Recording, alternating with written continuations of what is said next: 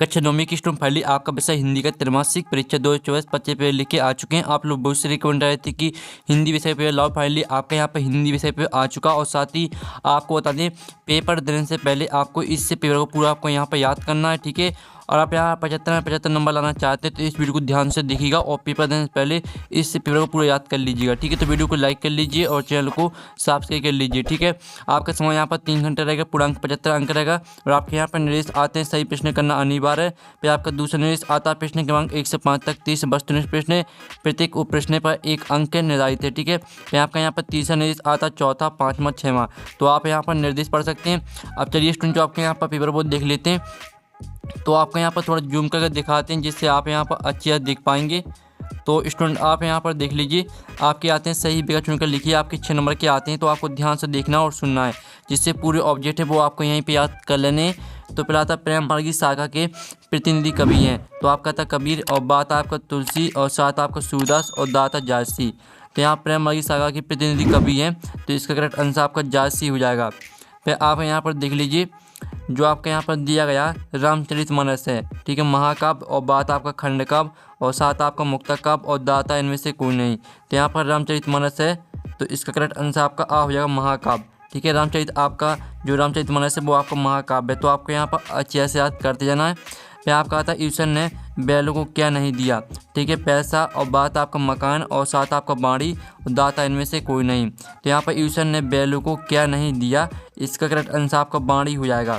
फिर आपका यहाँ पर आता है मृत्यु का तरल दूष किसे कहा गया है। तो आपका था बाढ़ के पानी को, और बात ठीक है खूंखार आदमी को, और साथ आपका जहर की पुड़िया को, और दाता विष की शीशी को। तो यहाँ पर मृत्यु का तरल दूध किसे कहा गया है, तो इसका आंसर आपका आ हो जाएगा बाढ़ के पानी को। फिर आपका 5वां आता रंगीला शब्द में कौन सा प्रत्यय है। तो आपका आता रंग, और बात आपका ईला, और साथ आपका ला, और दाता रंगी। तो यहाँ पर रंगीला शब्द में कौन सा प्रत्यय है, आपको बताओ। जो प्रत्यय रहता है वो यहाँ शब्द के पीछे जोड़ा जाता है। तो आपका रंगीला, ठीक है, ईला आ रहा बाद में, तो आपका ईला यहाँ पर करेक्ट आंसर रहेगा। फिर आपका आता है 6वां, 2 वर्णों के मेल से होने वाले परिवर्तन कहते हैं। तो आपका था संधि, बात आपका समास, और साथ आपका शब्द, और दाता वाक्य। तो यहाँ पर 2 वर्णों के मेल से होने वाले परिवर्तन कहते हैं संधि। संधि आपका करेक्ट आंसर हो जाएगा। तो इस तरह से आपके जो यहाँ पर सही विकल्प वो कंप्लीट हो जाते हैं। आपने अच्छे से याद कर लिए होंगे। आप प्रश्न 2 आता रिक्त स्थान में पूर्ति कीजिए, 6 नंबर के आते हैं। तो पहला आता बे शब्दांश, जो शब्द ठीक है शब्द बनाते समय आरंभ में लगते हैं डोडो कहलाते हैं। तो यहाँ बे शब्दांश जो शब्द बनाते समय आरंभ में लगते हैं उपसर्ग कहलाते हैं। तो उपसर्ग आपका इसका करेक्ट आंसर रहेगा। फिर आपका आता दूसरा अंतरिक्ष यान डॉट डॉट का मिला जुला रूप है। तो यहाँ पर अंतरिक्ष यान, ठीक है, वायुयान का मिला जुला रूप है। तो वायुयान आपका यहाँ पर करेक्ट आंसर रहेगा दूसरे रिक्त स्थान का। फिर आपका तीसरा आता करुण रस का स्थायी भाव डॉट डॉट है। तो ठीक है, करुण रस का स्थायी भाव आपका यहाँ पर हो जाएगा, करुण रस का स्थायी भाव आपका शोक होता है। फिर आप यहाँ पर देख लीजिए, चौथा आता सदाचार का विलोम डॉट डॉट है। तो यहाँ पर सदाचार का विलोम आपका यहाँ पर दुराचार हो जाएगा, दुराचार आपका करेक्ट आंसर रहेगा। फिर आपका आता 5वां, समास डॉट डॉट प्रकार के होते हैं। तो यहाँ पर समास होते हैं आपके 6 प्रकार के, ठीक है, 6 प्रकार के होते हैं आपकी समास। और जो 6वां था कांजी हाउस में जानवरों की हाजिरी लेने डॉट डॉट आया था। तो यहाँ पर कांजी हाउस में जानवरों की हाजिरी लेने चौकीदार आया था, ठीक है, चौकीदार आपका इसका करेक्ट आंसर रहेगा। तो आप यहाँ पर अच्छे से याद कर लीजिएगा। अब चलिए आपके यहाँ पर नेक्स्ट प्रश्न देख लेते हैं, जिसमें आते हैं आपके सत्य असत्य का चयन करके लिखिए। आपके 6 नंबर के आते हैं। तो पहला आता चित्रकूट की भूमि पर छोटी छोटी पहाड़ियाँ दूर दूर तक फैली हुई हैं। तो ये आपका सत्य रहेगा। फिर आपका आता है गांधी जी के अनुसार हमें अपनी बुनियाद पर कायम रहना चाहिए। तो यह भी आपका बिल्कुल यहाँ पर सत्य रहने वाला है। फिर आपका तीसरा आता शब्द के पहले जोड़ने वाला शब्दांश प्रत्यय कहलाता है। तो यहाँ पर शब्द के पहले जोड़ने वाला शब्दांश उपसर्ग कहलाता है, प्रत्यय नहीं कहलाता है। तो यह आपका असत्य हो जाएगा। फिर आपका आता है जोड़ी बैलों को देखकर गदगद हो गया। तो यह आपका बिल्कुल सत्य रहेगा। फिर आपका आता है राम पढ़ता है संयुक्त वाक्य है। तो यहाँ पर राम पढ़ता है, ये आपका यहाँ पर सरल वाक्य है, ठीक है। तो ये आपका असत्य रहेगा। और जो आपके यहाँ पर दिया गया है 6वां, मात्रिक छंद में मात्राओं की गणना की जाती है। तो ये आपका बिल्कुल यहाँ पर सत्य रहेगा। तो इस तरह से आपके सत्य कंप्लीट हो जाते हैं। आपने अच्छे से याद कर लिए होंगे। आप प्रश्न 4 आता सही जोड़ी बनाइए। स्तंभ आओबा में आपकी यहाँ पर दी सही जोड़ी जो कि 6 नंबर की रहेंगी। तो पहले आती कमल का पर्यायवाची। तो कमल का पर्यायवाची आपका यहाँ पर हो जाएगा ठीक सरोज। ये आपकी पहली हो जाएगी। फिर दूसरी आती है पाषाण। पाषाण को आपको यहाँ पर पाषाण को आपको पत्थर से मैच करना है। फिर तीसरी आती है उल्लू बनाना। तो इसका आपका जो राइट आंसर रहेगा वो आपको हो जाएगा मूर्ख बनाना। ठीक है, मूर्ख बनाना से मैच करना है। फिर जो चौथी आती है रसखान। तो रसखान को आपको सवाइये से मैच करना है, ये आपकी चौथी रहेगी। और पाँचवीं आती है मुक्तक काव्य। तो मुक्तक काव्य को आपको किससे मैच करना है? मुक्तक काव्य को आपको मैच करना है, हम आपको बता देते। ठीक है, मुक्तक काव्य आपकी क्या रहेगी? मुक्तक काव्य आपकी हो जाएगी जो आपकी, पहले तो यहाँ पर देख लेते हथकड़ियाँ। हथकड़ियाँ को आपको यहाँ पर गहना से मैच करना है। ठीक है, ये आपकी छवीं रहेगी। और मुक्तक काव्य आपकी मधुशाला हो जाएगी। मधुशाला है वो आपकी मुक्तक काव्य रहेगी। तो इस तरह से आपकी सही जोड़ी यहाँ पर हो जाती है कंप्लीट। ठीक है, आपको अच्छे से यहाँ पर याद कर लेना। साथ ही हमने यहाँ पर नंबर लिख दिए कौन में वो कौन सी मैच करनी, तो आप यहाँ पर देख सकते हैं। आप प्रश्न 5 आता है, एक शब्द वाक्य में उत्तर दीजिए, जो कि 6 नंबर के आते हैं। तो पहला आता है हिंदी का उपन्यास सम्राट किसे कहा जाता है? तो यहाँ पर हिंदी का उपन्यास सम्राट, ठीक है, प्रेमचंद को कहा जाता है। तो प्रेमचंद आपका यहाँ पर करेक्ट आंसर रहेगा। फिर आपका आता है लोक में प्रचलित उक्ति क्या कहलाती है? तो लोक में प्रचलित उक्ति लोकोक्ति कहलाती है। ठीक है, लोकोक्ति आपका यहाँ पर करेक्ट आंसर रहेगा। और फिर आपका आता है ठोकर मारना मुहावरे का अर्थ लिखिए। तो यहाँ पर ठोकर मारना मुहावरे का अर्थ होता है धोखा देना। ठीक है, धोखा देना, ये आपका यहाँ पर करेक्ट आंसर रहेगा, धोखा देना। तो आप यहाँ पर अच्छे से याद कर लीजिएगा। फिर आपका आता है विदेशी भाषाओं से आए शब्द क्या कहलाते हैं? तो यहाँ विदेशी भाषाओं से आए शब्द विदेशी शब्द कहलाते हैं। तो विदेशी शब्द आपका इसका आंसर रहेगा। ठीक है, विदेशी शब्द। अब चलिए आपका यहाँ पर पाँचवा आता है जिस समास में दोनों पद प्रधान होते हैं वह कौन सा समास होता है? तो जिस समास में दोनों पद प्रधान होते हैं वह द्वंद्व समास होता है। ठीक है, द्वंद्व समास आपका इसका आंसर हो जाएगा। तो आप यहाँ पर अच्छे से याद कर लीजिए। फिर आपका आता है कोयल किसका बीज बो रही है? तो यहाँ पर कोयल विरह का बीज बो रही है।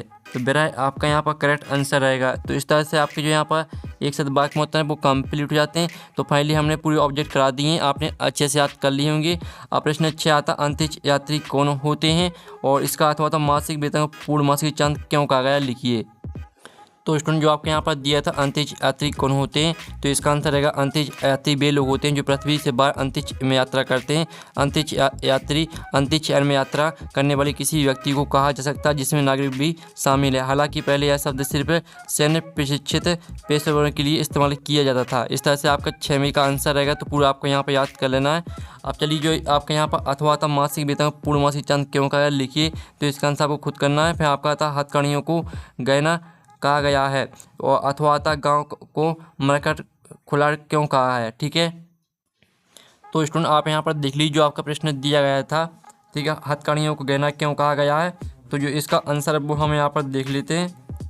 ठीक है स्टूडेंट, तो आप यहाँ पर देख लीजिए इसका आंसर रहेगा वो आपका इस तरह का आंसर रहने वाला है। ठीक है, कवि ने हथकड़ियों की तुलना गहनों से की है क्योंकि भले ही यह कवि के लिए हथकड़ी है परंतु यह ब्रिटिश सरकार द्वारा दी गई पराधीनता है।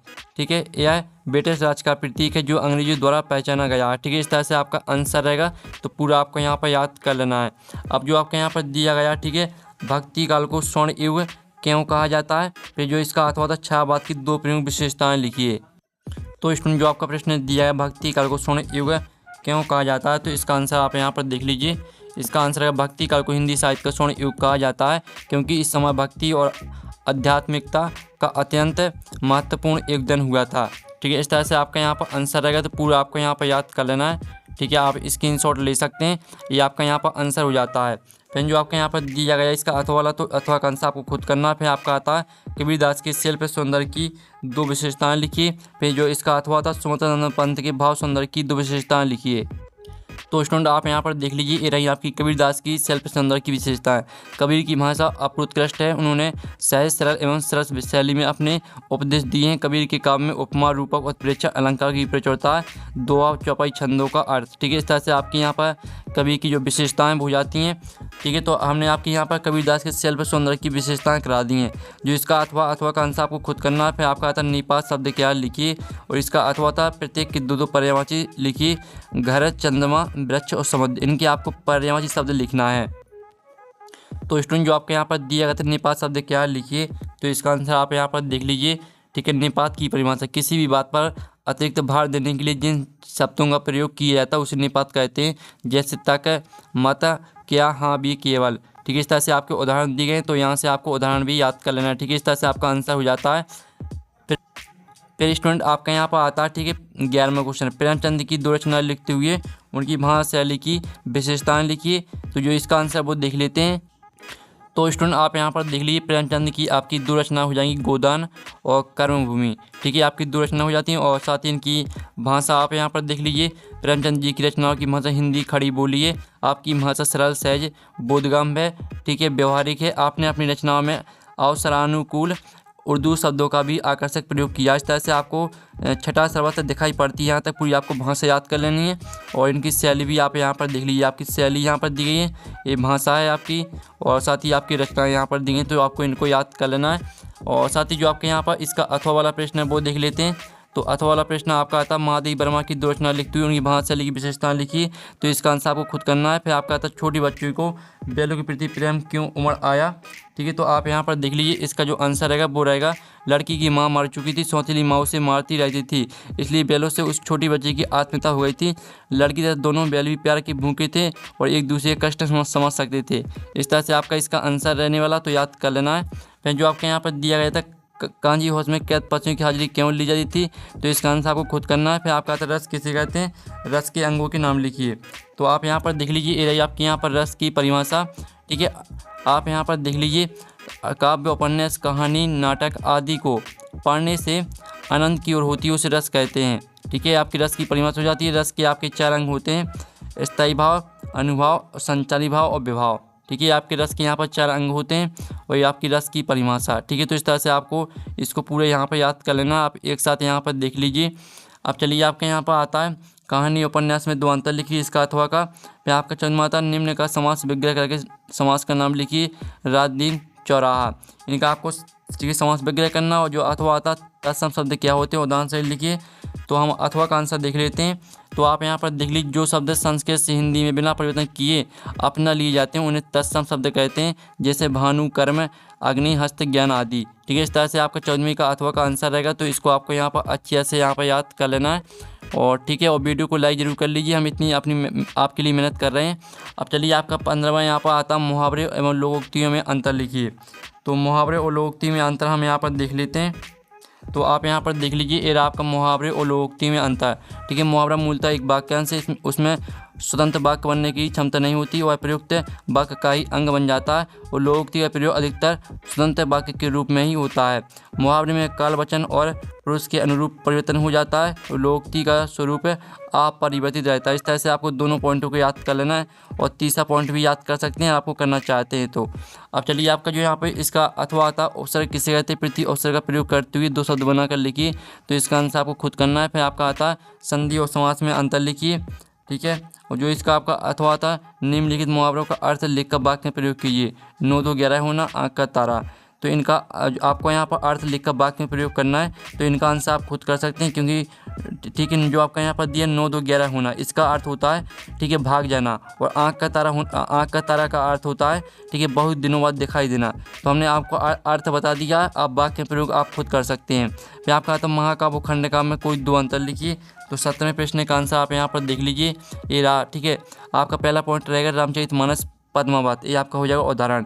और सुदामाचरित पंचवटी। महाकाव्य में नायक की संपूर्ण जीवन का संकलन होता है, खंडकाव्य में नायक के जीवन के किसी एक खंड का चित्रण होता है। महाकाव्य में अनेक छंदों का प्रयोग होता है, खंडकाव्य में एक ही छंद का प्रयोग होता है। तो इस तरह से 7वें का आंसर हो जाता है। और जो आपके यहाँ पर दिया गया था, इसका अथवा, ठीक है, संधि, निम्नलिखित संधि विच्छेद का संधि का नाम लिखिए, निश्चल विद्यालय, इनका आपको संधि विच्छेद करना और संधि का नाम लिखना है। फिर आपका 18वां आता है, ठीक है, प्रेमी ढूंढत, प्रेमी, ठीक है, प्रयोग प्रेमी मिले न कोई, प्रेमी को प्रेमी मिले सब विषय अमृत हुई, इसका आपको पद्यांश की संदर्भ प्रसंग से व्याख्या लिखनी है। तो आप यहाँ पर लिख लीजिए, इसका जो संदर्भ रहेगा, संदर्भ आपको खुद करना है। और इसका प्रसंग हो जाएगा, इस साखी में वास्तविक प्रेम की महिमा बताई गई है। और इसकी भावार्थ यानी व्याख्या देख लीजिए, व्याख्या आपकी दी गई है, ठीक है, ये व्याख्या हो जाती है। ये आपका प्रसंग और संदर्भ आपको उसी में से, ठीक है, पद्यांश में से लिख देना है प्रसंग आपको, ठीक है, यानी संदर्भ। तो इस तरह से आपका यहाँ पर आंसर हो जाता है। और साथ ही आपका यहाँ पर जो इसका अथवा 19वां दिया गया, निम्नलिखित गद्यांश की संदर्भ प्रसंग से व्याख्या लिखिए।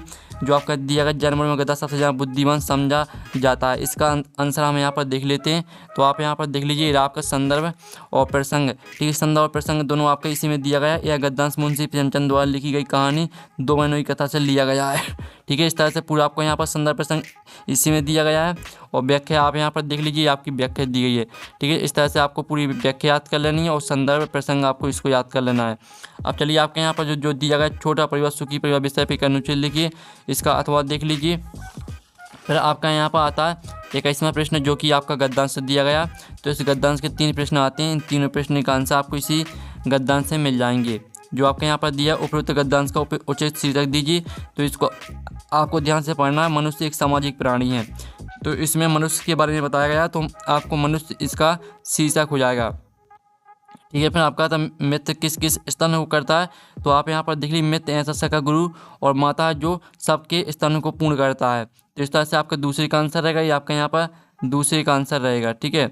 यहाँ पर ये आपका दूसरे प्रश्न का आंसर हो जाता है। और जो आपका दिया उपरोक्त गद्यांश का सारांश लिखिए। तो आपको ये 2 लाइन, ठीक है, 2 लाइन लिख देनी है इस सारांश में, इसी पैसेज में से। और फिर आपका इसका काव्यांश आता है, तो अथवा आपको खुद करना है। फिर आपका 22वां प्रश्न देख लीजिए, 23वां। तो इस तरह से आपका हिंदी पे कंप्लीट हो जाता है। और पेपर का PDF डाउनलोड करना चाहते हैं तो लिंक आपको वीडियो के डिस्क्रिप्शन दी गई, तो वहाँ से आप पेपर का PDF डाउनलोड कर सकते हैं। और जो आपके हमने प्रश्न छोड़ दिए हैं उन सभी का सॉल्यूशन आपको टेलीग्राम ग्रुप में मिल जाएगा। तो नेक्स्ट वीडियो में मिलते हैं। Thanks for watching.